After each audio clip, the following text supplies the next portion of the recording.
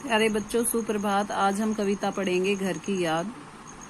पिताजी जिनको बुढ़ापा, एक क्षण भी वही व्यापा। व्यापा मतलब व्याप्त हुआ, क्षण मतलब पल। कवि अपने पिताजी को याद कर रहा है जेल में और कह रहा है कि पिताजी को बुढ़ापा एक पल के लिए भी अनुभव नहीं हुआ। रो पड़े होंगे बराबर 5वें का नाम लेकर। जब सारे बहन भाई घर में खड़े होंगे और मेरे पिता मुझे नहीं देख पा रहे होंगे, 5वां यानी कवि यह वो खुद है, तो अपने 5वें पुत्र को न पाकर उसके पिता है अपने 5वें पुत्र का नाम लेकर रो पड़े होंगे। 5वां मैं हूँ अभागा, जिसे सोने पर सुहागा। कवि कहता है कि 5वां मैं अपने पिता का पुत्र हूँ और मैं बड़ा ही दुर्भाग्यशाली हूँ, जिसे मेरे पिताजी सोने पर सुहागा समझते थे, बहुत अच्छा समझते थे, मेरी प्रशंसा करते थे। पिताजी कहते रहे हैं प्यार में बहते रहे हैं। पिताजी हमेशा मेरी प्रशंसा करते रहते रहे हैं और मुझसे बहुत अधिक प्रेम रखते थे और मेरे लिए उनकी आंखों में आंसू बहते होंगे। आज उनके स्वर्ण बेटे लगे होंगे उन्हें हेटे। हेटे का मतलब है तुच्छ, स्वर्ण बेटे का मतलब होता है यहाँ पर योग्य बेटे।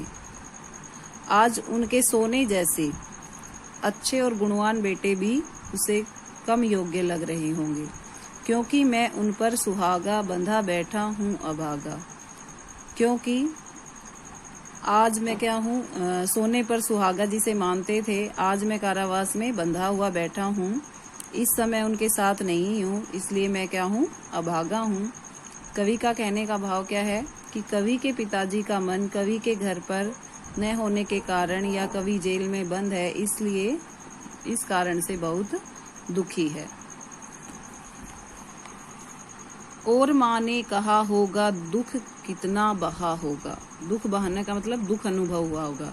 कवि बता रहे हैं कि पिताजी मेरी याद में आने पर निश्चित रूप से जब रो पड़े होंगे तो माँ ने उनकी आंखों में पानी देखकर उन्हें समझाते हुए कहा होगा कि आप उनकी आंखों में आंसू क्यों आ रहे हैं। आंख में किस लिए पानी, वहाँ अच्छा है भवानी। कि आप अपने बेटे के लिए क्यों आंसू बहा रहे हो।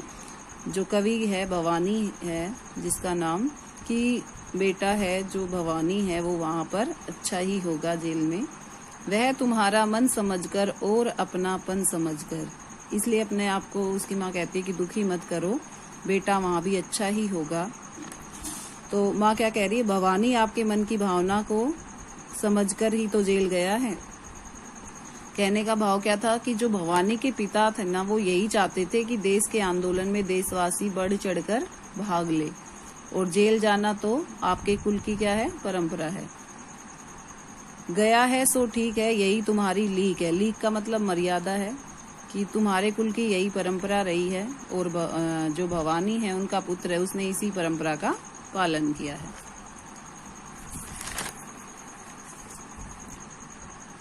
पाँव जो पीछे हटाता, कोख को मेरी लजाता।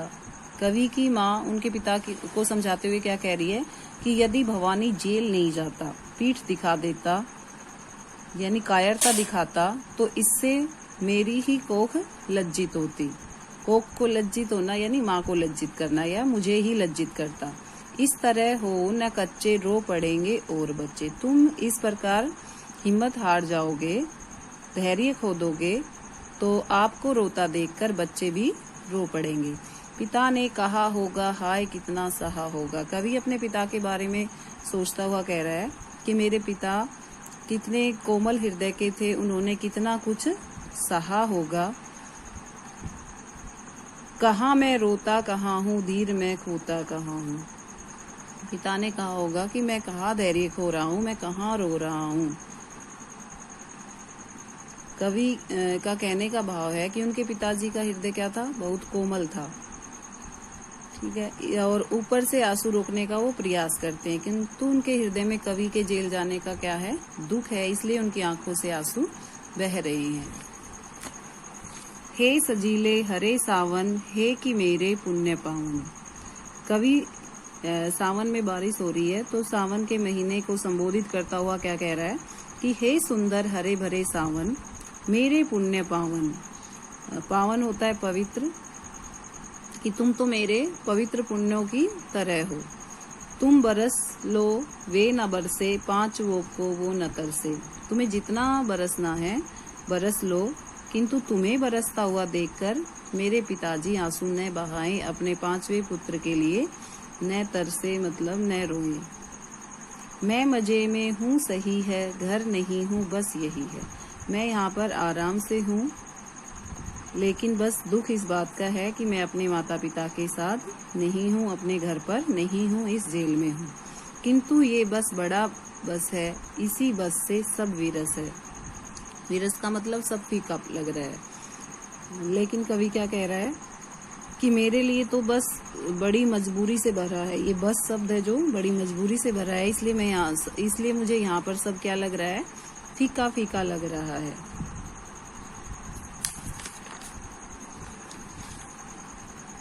किंतु उनसे ये न कहना, उन्हें देते धीर रहना, उन्हें कहना लिख रहा हूँ, उन्हें कहना पढ़ रहा हूँ। लेकिन हे सावन, मैं यही निवेदन करता हूँ कि हमारे घर जाकर मेरे पिताजी से ये मत कहना कि मैं यहाँ जेल में निराश हूँ। ठीक है, उनका धीरज बंधाते रहना, उन्हें धैर्य देते रहना, ये कहना कि मैं यहाँ पर ठीक हूँ, उन्हें कहना लिख रहा हूँ, उन्हें कहना पढ़ रहा हूँ, कि मैं जेल में रहता हुआ भी क्या कर रहा हूँ, लिख रहा हूँ, पढ़ रहा हूँ, लिखने जैसा महान काम कर रहा हूँ। काम करता हूँ कि कहना, नाम करता हूँ कि कहना। तुम ये भी बताना कि यहाँ लोग मुझे क्या करते हैं, बहुत पसंद करते हैं। यहाँ मैं जो काम कर रहा हूँ इससे लोग मुझे बहुत पसंद करते हैं, और इससे मैं आपका नाम ही कर रहा हूँ। देश के लिए कारावास में रहकर मैं आपके लिए क्या कर रहा हूँ, नाम ही कर रहा हूँ। चाहते हैं लोग कहना, मत करो कुछ शोक कहना। शोक होता है दुख। कवि कहता है कि आप मेरे लिए बिल्कुल भी शोक दुख मत करना, मुझे यहाँ पर लोग बहुत चाहते हैं, इसलिए आप बिल्कुल भी दुख मत करना। और कहना मस्त हूँ मैं, कातने में व्यस्त हूँ मैं, वजन 70 शेर मेरा और भोजन ढेर मेरा।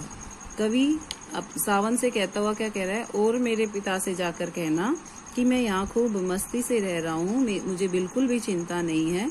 कातने में व्यस्त हूँ, कातना होता है सूत कातना, और मैं दिन रात यहाँ सूत कातने में व्यस्त रहता हूँ। मेरा वजन 70 किलो है और मुझे बहुत ढेर सारा खाना मिलता है। कूदता हूँ, खेलता हूँ, दुख डटकर ठेलता हूँ। ठेलना मतलब धकेलता हूँ। मैं यहाँ पर खूब खेलता हूँ, खेलता कूदता हूँ, और बस जो दुख है, पीड़ा है, उनको क्या करता हूँ, धकेलता रहता हूँ। तो कवि जब जेल में जिन यातनाएं सह रहा है वो अपने पिता से छुपा कर रखना चाहता है। और कहना मस्त हूँ मैं, यूं न कहना अस्त हूँ मैं। जाके कहना कि मैं बहुत अच्छे से हूँ। यहाँ पर अस्त हूँ का मतलब उदास नहीं हूँ, और उनको बताना कि मैं यहाँ पर उदास नहीं हूँ।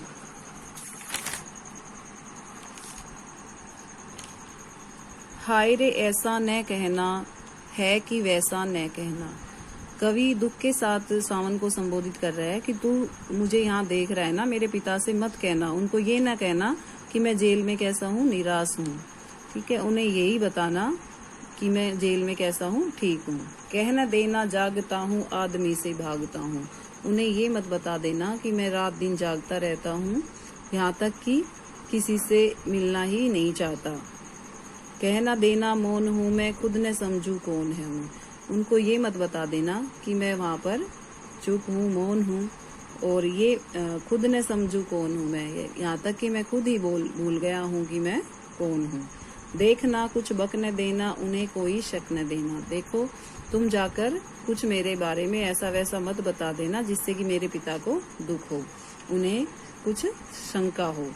हे सजीले हरे सावन, है कि मेरे पुण्य पावन। हे सजीले सावन, मेरे पवित्र पुण्यों की रूपी सावन, तुम बरस लो कि वे ना बरसे। तुम चाहे कितना भी बरस लो, लेकिन मेरे पिता की आंखों से एक भी आंसू नहीं बहना चाहिए।